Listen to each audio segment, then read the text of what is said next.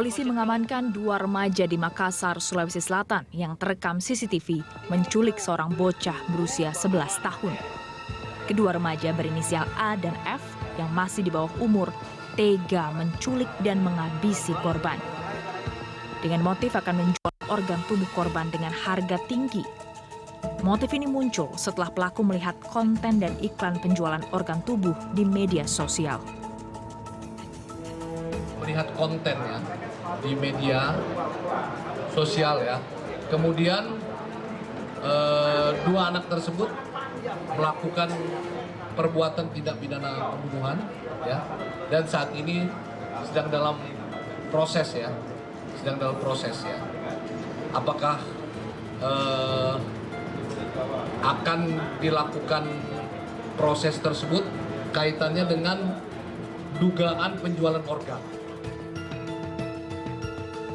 Berdasarkan pengakuan pelaku, tanpa didampingi siapapun, ia dengan mudah mencari informasi perihal jual organ tubuh di media sosial. Apa namanya?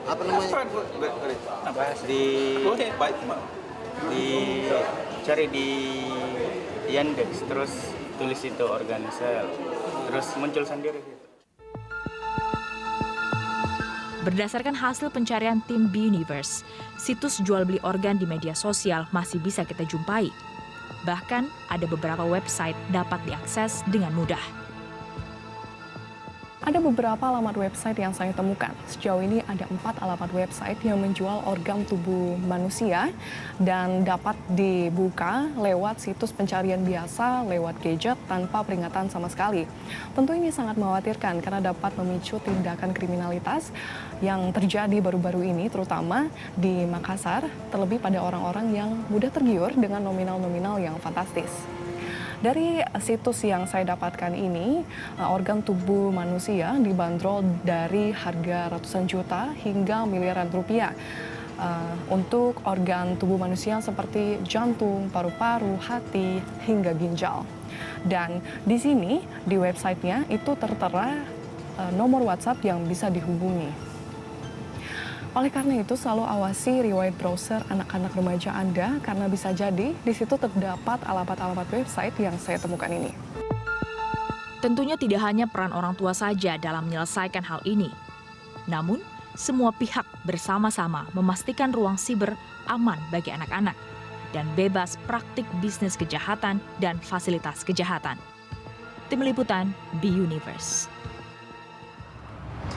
Pemirsa, 2 remaja tega menculik dan membunuh seorang bocah demi mendapatkan uang dengan tentunya menjual organ tubuh si korban ini. Pelaku mengaku mendapatkan informasi info jual beli organ ini melalui situs di media sosial. Benarkah ini lagi-lagi bahwa media online menjadi pintu masuk bagi anak-anak kita ke dunia kriminal? Lantas bagaimana kita mengatasi hal ini? Mengapa pelaku begitu tega melakukan pembunuhan ini hingga mendapatkan uang dari keuntungan ini? Kita akan membahasnya bersama dengan narasumber yang telah hadir bersama kami di studio. Sudah ada Prof. Adrianus Meliala, kriminolog UI, dan ada Mbak Felicitas Kaban, psikolog. Terima kasih Prof. dan juga Mbak Felicitas telah bergabung bersama kami. Lalu juga bergabung bersama kami melalui sambungan virtual sudah ada Mas Indriano Banyumurti, Direktur Eksekutif ICT Watch. Terima kasih Mas Indriano telah bergabung bersama kami. Selamat sore, Mbak. Baik, saya mungkin ke Prof dan juga Mbak Feli di sini. Kalau kita lihat, ini begitu miris kita mengetahui bahwa pelaku tega melakukan penculikan, pembunuhan ini. Salah satu motifnya bahwa kita dengar adalah karena ekonomi, karena masalah uang. Balik lagi di sini. Tapi balik lagi, kalau kita melihat usianya yang masih remaja, kok tega? Kenapa demikian? Prof, Anda terlebih dahulu. Saya tidak mau masuk ke soal teganya, tapi saya mau melihat begini, bahwa ada berbagai jenis trafficking. Dan salah satu yang paling lukratif, paling menghasilkan uang adalah perdagangan organ tubuh. Nah, itu selalu dilakukan oleh jaringan, oleh ring, network. Ya, ada pemasok, ada orang yang butuh, dan kemudian ada orang yang menghubungkan.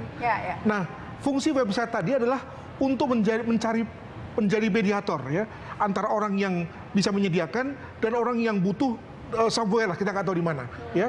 Maka kemudian website itu dibuat seindah mungkin, sekomunikatif mungkin, agar kemudian bisa menjaring orang sebanyak mungkin. Nah, dilalah kemudian karena dibuat sebenarnya mungkin, ternyata lalu kemudian ada anak-anak yang memahaminya dan kemudian lalu tergerak, ya. Jadi ini repot ini, suatu pekerjaan yang amat serius, amat worldwide dan juga amat sekresi. Tapi dalam rangka untuk mendapatkan barang dagangannya ini dibuat semudah mungkin, dilalah yang membacanya adalah anak-anak. Karena kalau kita tadi melihat atau mengamati dari paket tadi, ini dari data dikatakan di website tadi begitu mudah, dilihat juga ada nomor WhatsApp yang bisa dihubungi. Sama dengan membeli barang kacang lah atau apa, seolah-olah begitu. Padahal bayangkan mengambil organ secara ilegal itu kan ilegal. Dan apalagi caranya bagaimana? Proses pengambilannya bagaimana, transmisinya dari orang yang memiliki organ tersebut kepada orang yang membutuhkan juga perlu ada proses yang luar biasa. Nah, itu dibuat semudah mungkin. Pertama-tama agar mendapatkan organ yang hendak dicari tersebut, maka lalu dibuat dengan bahasa yang semudah mungkin, dilalah sekali lagi ya, sama kayak kata-kata dilalah nih. Satu hal yang tidak kita harapkan, tapi ternyata karena internet itu reachable bagi semua orang, akibatnya kemudian ada anak muda yang begitu belum naif, ya. Kemudian melakukan sesuatu tergerak atas dasar informasi tersebut. Demikian. Saya mau masuk ke pemuda yang tadi, karena dilalah balik lagi, ternyata yang membuka itu adalah anak-anak di sini. Ini kan sebenarnya mungkin bukan menjadi sasaran dari website itu, tapi ada anak-anak yang akhirnya menjadi, saya mungkin bisa mengatakan korban dari website itu gitu. Sebelum saya masuk ke situ, Prof, mungkin Mbak Feli dulu melihat bahwa anak-anak yang memang banyak yang bilang ini dalam situasi umur yang labil seperti itu. Tapi apakah memang usia itu rentan dalam hal yang mudah dimakan atau kemakan oleh iklan-iklan itu seperti apa? Ya, kalau kita lihat fase perkembangan, tahapnya memang remaja ini di tengah-tengah ya. Anak sudah lewat, dewasa belum sampai gitu. Jadi transisi ini memang perlu adaptasi sekali dari sisi tentang emosi, pengambilan keputusan, kognitif, pola pikirnya dia. Memang ini dalam masa transisi. Masa transisi ini berarti butuh orang lain untuk mendampingi, mengklarifikasi mana yang oke, mana yang tidak oke. Nah, untuk kasus ini kan anaknya tidak mencerna dan tidak menanyakan. Hanya melihat, memutuskan sendiri, mengeksekusi sendiri. Begitu ya. Jadi kalau dibilang kayak sifat anak-anak nih, cuma lihat, mau, pengen, ya sudah gitu. Tapi masuk dewasa juga belum sampai, bahwa kita harus menganalisa benar salahnya, resikonya, dia kan tidak sampai di sana. Lalu kemudian pada masuk kata tega, kemudian itu kok bisa, kok ada rasa ketika dia mengenal si korban, mengajak dan melakukan aksi keji itu, apa yang dirasakan? Ya, berarti kan dari aspek emosinya nih yang harus kita pertanyakan, kenapa ada anak yang harusnya di fase itu adalah fase mencari teman, fase peer group gitu ya, butuh teman, butuh pendampingan teman, butuh seseruan di grup, kok malah mencari anak yang lebih muda untuk jadi korban. Nah, sebenarnya kalau kita bilang korban, namanya di bawah umur semua jadi korban ya dari sisinya. Tapi yang harus kita perhatikan di sini, kenapa tadi dibilang tega, sebenarnya enggak, tapi kenapa dia nggak tahu prinsip tega nggak tega itu apa sih? Kalau kita bilang sampai bisa di situ ada tulisan mencekik gitu ya, itu kan kalau dari sisi normal ya siapa sih yang bisa gitu. Tapi karena dia ada konsep di pola pikirnya adalah habis ini nanti saya dapat apa yang saya mau, ya seperti anak-anak saja mengerjakan supaya dapat tanpa berpikir panjang gitu. Jadi ini lagi di program masa peralihan psikologis dari anak-anak ke dewasa, dia ada di fase remaja. Ya, di fase remaja seharusnya tadi ada kata didampingi. Berarti siapa yang harus dampingi, kemudian bagaimana kondisi lingkungannya, ini juga berperan penting. Tapi sebelum masuk ke situ, saya juga ingin dari sisi media sosialnya. Kita sekarang dengan mudah berselancar di media sosial, tadi gampang sekali mendapatkan informasi jual beli organ seperti itu. Bahkan tadi kita lihat tim dari Buniverse sendiri masih ada ditemukan web-web yang mudah untuk melakukan atau akses itu.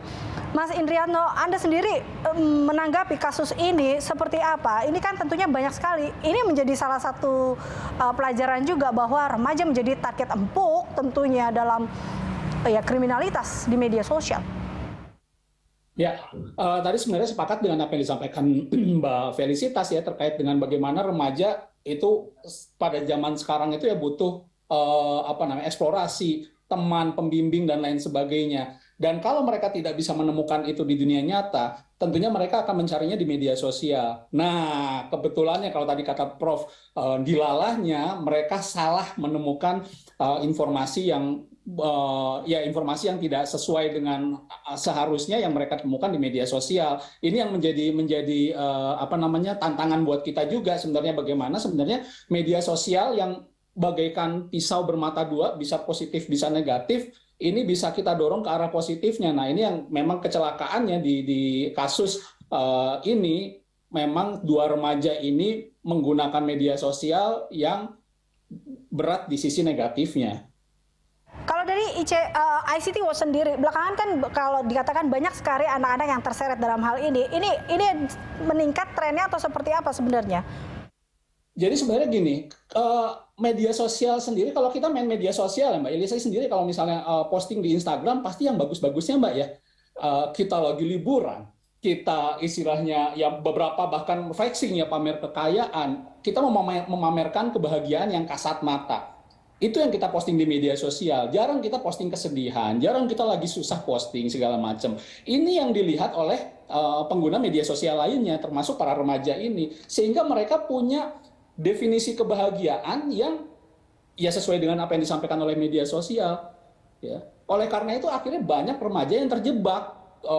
Mereka mengejar kebahagiaan tersebut, misalnya dengan menggunakan smartphone yang paling canggih lah, paling mahal, baju yang branded, liburan kemana untuk healing dan lain sebagainya, karena mereka mencontoh di media sosial. Ya. Ini akhirnya tentunya akan merangsang mereka untuk bisa ya itu tadi mencapai semua itu, dan bisa jadi mereka melakukannya dengan berbagai macam cara, termasuk juga cara-cara yang tidak baik, cara-cara yang tidak halal gitu ya, yang akhirnya menjebak mereka ke dalam kasus-kasus seperti ini. Banyak juga kasus-kasus lain seperti pinjol juga ramai sekarang menyasar anak muda gitu ya, pencurian dan lain sebagainya. Nah, ini yang memang menjadi tantangan kita bersama.